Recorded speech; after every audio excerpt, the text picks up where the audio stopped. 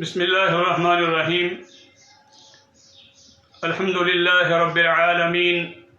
والصلاة والسلام علی سید الانبیاء واشرف المرسلین وعلى آلہ وصحبہ اجمعین ومن تبعہم بإحسان الى یوم الدین اما بعد.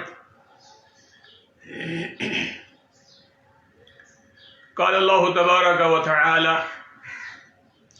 وَفِي أَمْوَالِهِمْ حَقٌّ مَّعْلُومٌ لِلسَّائِلِ وَالْمَحْرُومِ.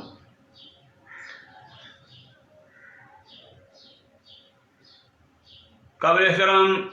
ناظرین و سامعین گرامی قدر،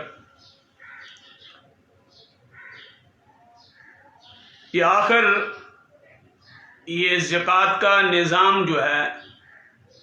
اس کو قائم کرنے کی حکمت یا حکمتیں کیا ہو سکتی ہیں اور اس کو کیوں نافذ کیا گیا ہے؟ یہ بات تو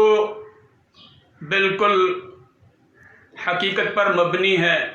کہ اللہ سبحانہ و تعالیٰ کی ذات گرامی کا کوئی کام بھی حکمت سے، دانائی سے خالی نہیں ہے،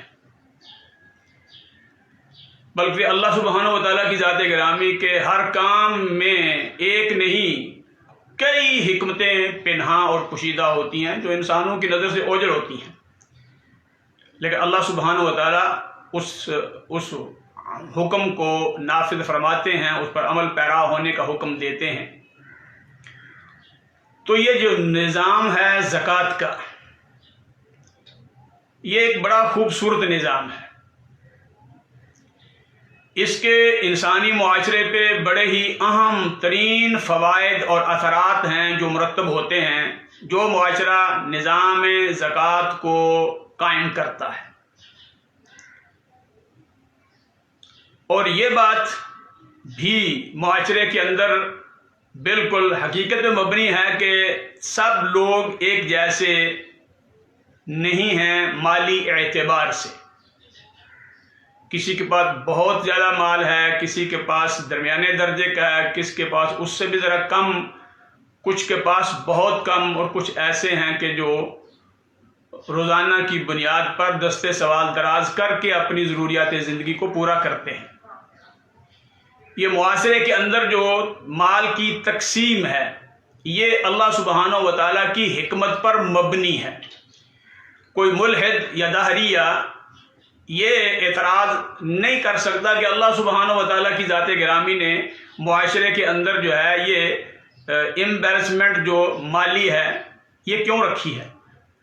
اس لیے کہ اللہ سبحانہ و تعالیٰ کی ذات گرامی مالوں کو مختار اور مال کے متصرف ہیں، جس طرح چاہیں اپنی مخلوق اور اپنی ملکیت کے اندر تصرف کریں. اللہ کو کوئی پوچھ نہیں سکتا.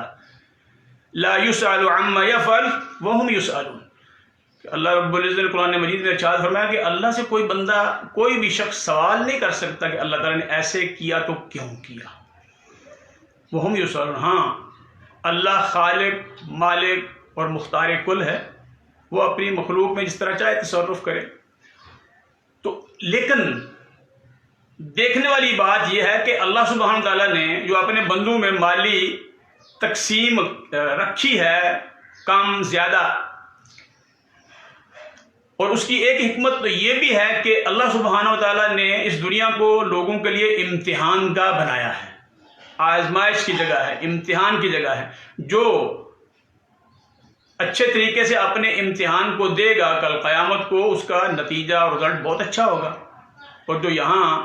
اچھے طریقے سے امتحان نہیں دے گا، اپنے سوالات جو ہیں اس کو اچھے طریقے سے حل نہیں کرے گا، اس کا نتیجہ کل قیامت کے دن جو ہے وہ دیکھ لے گا. تو اب یہاں پہ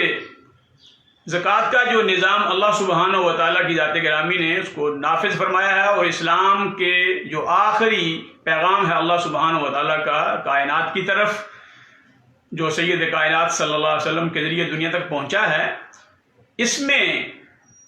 جو نظام زکوٰۃ ہے یہ ایک بڑا خوبصورت نظام ہے. اس سے سب سے پہلے جو بڑا فائدہ ہے وہ کیا ہوتا ہے؟ معاشرے کے اندر جو مالی توازن ہے اس کو قائم کیا جاتا ہے. اللہ سبحانہ و تعالیٰ کی ذات گرامی جو ہے مالی توازن کو قائم فرما دیتے ہیں، اور قائم فرمانے کے لیے ہی اللہ سبحانہ و تعالیٰ نے نظام زکوٰۃ کو قائم کیا ہے کہ جن کو اللہ نے دیا ہے وہ اپنے مالوں میں سے ایک مخصوص مقدار میں ہر سال اپنے ہی بھائی بندوں کے درمیان وہ اس کو تقسیم کر دیں تاکہ ان کی بھی ضروریات پوری ہوتی رہیں۔ اور جس کو اللہ نے دیا اس کا بھی امتحان ہے کہ وہ شکر کرتا ہے کہ نہیں کرتا، اور پھر میرے دیے ہوئے میں سے میرے حکم کے مطابق میرے ہی بندوں میں وہ تقسیم کرتا ہے کہ نہیں کرتا، یہ اس کے لیے امتحان ہے۔ اور جس کو نہیں دیا اس کے لیے بھی امتحان ہے کہ اللہ سبحانہ تعالیٰ کے نہ دینے پہ وہ انسان ناشکری تو نہیں کرتا، اللہ کا شکوہ تو نہیں کرتا، اور بے صبری کا مظاہرہ تو نہیں کرتا، اور اللہ کا در چھوڑ کے کسی اور کے پاس مانگنے تو نہیں پہنچتا۔ یہ امتحان ہے۔ اور جن کو دیا ہے ان کو حکم دیا ہے کہ وَفِي أَمْوَالِهِمْ حَقٌّ مَّعْلُومٌ لِلسَّائِلِ وَالْمَحْرُومِ، تو ان کو دیں تاکہ وہ ان کی ضروریات جب پوری ہوں گی تو ایک بہترین مالی توازن جو ہے معاشرے کے اندر قائم ہو جائے گا، سب کی ضروریات پوری ہوں گی۔ دوسرے نمبر پر وہ لوگ جو مالدار نہیں ہیں، جب ان کی ضروریات پوری ہوں گی ان لوگوں کے ذریعے جو مالدار ہیں، تو کیا یہاں ایک محبت کا رشتہ قائم نہیں ہوگا؟ کیا یہاں ایک محبت کا رشتہ قائم نہیں ہوگا؟ لازمی قائم ہوگا کہ وہ محتاج اور معاشرے کے ڈیزرونگ پرسنز یہ سمجھیں گے کہ ہمارے یہ مسلمان بھائی یا بہنیں جو ہیں یہ ہماری ضروریات کا خیال رکھ رہی ہیں، تو ان کے دلوں میں ان کے لیے محبت پیدا ہوگی، لازمی بات ہے پیدا ہوگی۔ اور پھر یہ بات بھی ذہن میں رکھیں کہ اس کے الٹ اگر دیکھا جائے کہ اگر مالدار لوگ جو ہیں وہ قطعی طور پہ اپنے مال میں سے ان مستحق لوگوں کو دینے کے لیے تیار نہیں ہوتے جو ان پر فرض زکوٰۃ ہے، واجب زکوٰۃ ہے، وہ بھی دینے کے تیار نہیں تھے، اور اپنے ہی یعنی بنی آدم جو انسانی ناطے سے بھائی ہیں ان کی ضروریات کا خیال نہیں رکھ رہے، تو کیا ہوگا؟ ان کے دلوں میں نفرت آئے گی کہ ان کو اللہ نے اتنا دیا ہے اور ان کو حکم بھی دیا ہے پھر بھی ہماری ضروریات خیال نہیں کرتے، تو ان کے دلوں میں محبت کی جگہ کیا آ جائے گی؟ بغض آ جائے گا، نفرت آ جائے گی۔ اور یہ نفرت کہاں تک پہنچے گی؟ یہ نفرت کہاں تک پہنچے گی کہ وہ بغض، نفرت، اور یہ بدلتے دشمنی میں بدل جائے گی، اور وہ لوگ ان کی جانوں کے دشمن ہو جائیں گے۔ پھر جب ان کے دلوں میں یہ دشمنی بھڑکے گی تو وہ ان سے ان کا مال چھینیں گے، اور وہ چھین کر ان سے ان کا مال جو ہے وہ ڈاکے کی شکل میں بھی چوری کی شکل میں بھی دونوں شکلوں میں ان سے مال جو ہے وہ لینے کی کوشش کریں گے، کیونکہ ان کی ضروریات پوری نہیں ہو رہی۔ لیکن اللہ سبحانہ و تعالیٰ نے اس معاشرے کے اندر باہمی محبت، امن اور سکون پیدا فرمانے کے لیے زکوٰۃ کے نظام کو نافذ فرمایا کہ زکوٰۃ دو، اپنے مالوں جو زکوٰۃ دیں گے تو انشاءاللہ معاشرے کے اندر باہمی محبت بھی ہوگی، اور پھر ایک دوسرے کا احترام بھی ہوگا، اور معاشرے کے اندر جو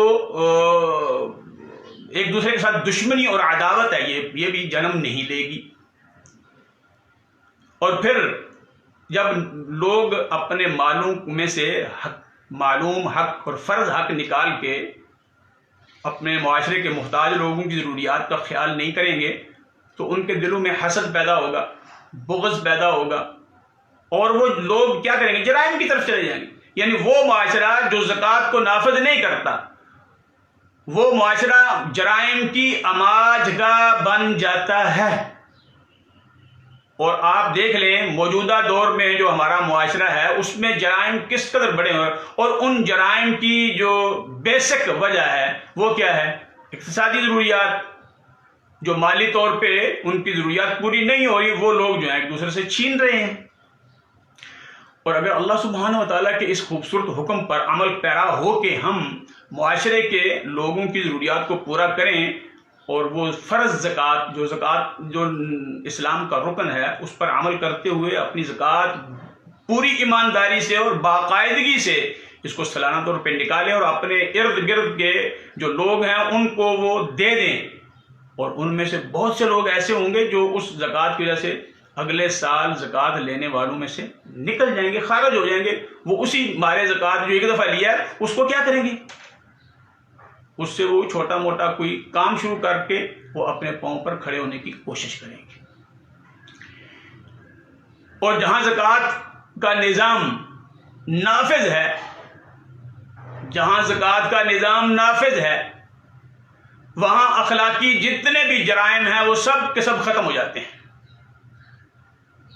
اور جہاں زکوٰۃ کا نظام نافذ نہیں اور مالی طور پر عدم توازن تو ہے، یہ اللہ کی حکمتوں میں سے کوئی حکمت ہے جس کے ساتھ اللہ نے یہ تقسیم رکھی ہے، لیکن مسلمان کلمہ گو اور صاحب نصاب صاحب مال جو ہے وہ جب زکوٰۃ نہیں دے گا تو وہ معاشرہ جو ہے وہ جرائم کا گڑھ بن جائے گا، اس میں سارے جرائم ہوں گے۔ مثلا وہ پاک دامن بیویاں جو بیوگان ہیں، جن کی ضروریات پوری کرنے والا کوئی نہیں ہے اور کوئی طریقہ نہیں کہ ان کو کسی اچھے طریقے سے مال ان تک پہنچے، ان کی ضروریات جائز طریقے سے پوری ہوں، تو کیا کیفیت ہوگی؟ اخلاقی جرائم کا یعنی وہ اس میں ملوث ہو جائیں گی۔ اور یہ کوئی بات ایسی نہیں ہے کہ جو کوئی ڈھکی چھپی ہے، ہمارا معاشرے کے اندر بہت سی مثالیں ایسی ہیں جو خواتین جو ہیں وہ اس دلدل میں اترنے پر اور دھنسے پر مجبور ہو گئیں کہ وہ اپنا پیٹ اور اپنے بچوں کے لیے رزق ان تک پہنچ نہیں رہا۔ اور اس کا مجرم کون ہے؟ وہ مسلمان معاشرہ جن نے ان بیوگان اور ان خواتین اور ان یتیم بچوں کی ضروریات کا خیال نہیں کیا، اللہ کے دیے ہوئے مال میں سے صرف نہیں کیا، وہ جرائم میں مبتلا ہوئے، تو یہ بھی کل قیامت ان کو بھی سوال ہوگا کہ آپ نے جو ہے وہ ان لوگوں کی ضرورت کا خیال کیوں نہیں رکھا۔